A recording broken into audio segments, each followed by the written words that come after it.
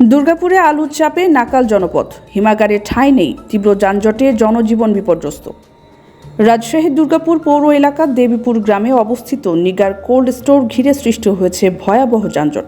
গত ৮-১০ দিন ধরে হিমাগারে আলু সংরক্ষণ করতে আসা ট্রাক, পিকআপ, ট্রলি ও ভ্যানের দীর্ঘ সারির কারণে রাস্তায় থেমে গেছে জনজীবনের স্বাভাবিক গতি। আলুর দাম না থাকায় কৃষকরা হিমাগারে আলু সংরক্ষণে মরিয়া হয়ে উঠেছেন, কিন্তু হিমাগারের ধারণ ক্ষমতা সীমিত হওয়ায় আলুবাহী যানবাহনগুলো রাস্তায় ঘন্টার পর ঘন্টা দাঁড়িয়ে থাকতে বাধ্য হচ্ছে। এতে দুর্ভোগে পড়ছেন সাধারণ মানুষ, বিশেষ করে শিক্ষার্থী, রোগী ও কর্মজীবীরা। স্থানীয়রা জানান, এই যানজট শুধু গতি রুদ্ধ করছে না, শব্দ ও ধুলার দুর্ভোগেও জীবন অতিষ্ঠ করে তুলেছে।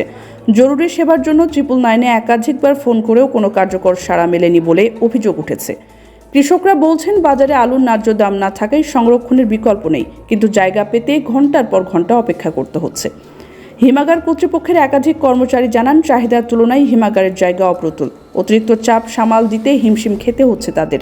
এই যানজটের কারণটাকে কি মনে করছেন? একেবারে পুরোপুরি একটা ভোগান্তি, মানে কি কারণে এই যানজটটা হয়েছে? এই যে সামনে আলুর কোল্ড স্টোর আছে। নাম কি আলুর কোল্ড স্টোরের? Nigar cold store. হ্যাঁ, নিগার কোল্ড স্টোর। এই যে রাস্তায় যে জ্যামটা পাচ্ছে, এই যে আলুর গাড়িগুলো আমরা দেখতে পাচ্ছি, এটা কয়দিন ধরে এই সমস্যাটা? এই প্রায় আপনার 8 থেকে 10 দিন। স্থানীয়ভাবে জানা গেছে, নিগার কোল্ড স্টোরের প্রতিষ্ঠাতা ছিলেন প্রয়াত শিল্পপতি নবী।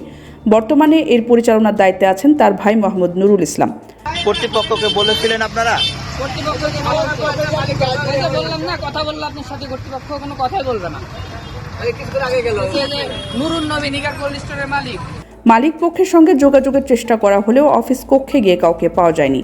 এই বিষয়ে দুর্গাপুর থানার অফিসার ইনচার্জ জনাব দুরুল হুদা বলেন, আমরা যানজট নিরসনে কাজ করছি, আশাবাদী খুব দ্রুত পরিস্থিতি স্বাভাবিক হবে। তীব্র এই যানজট এবং বিশৃঙ্খলা নিরসনে স্থানীয়রা প্রশাসনের জরুরি হস্তক্ষেপ কামনা করেছেন।